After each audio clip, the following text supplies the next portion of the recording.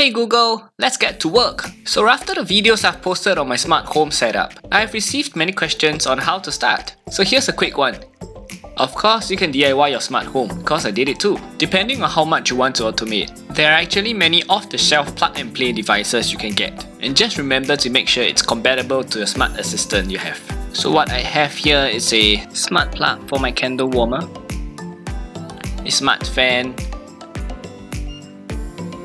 and look, even my Samsung Smart TV and Sonos speakers are in my Google Home too.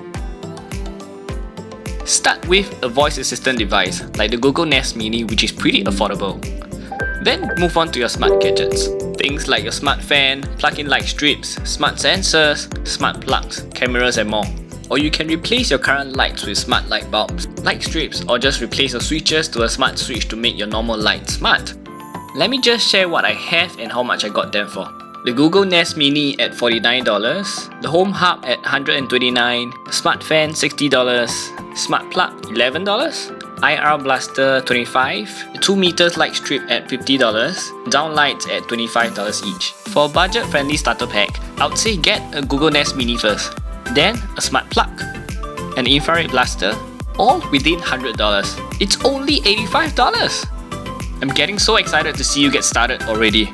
But before you exit and start shopping for your gadget, please like my video if you think I deserve it and subscribe to my channel for more future videos. See you next video. Goodbye.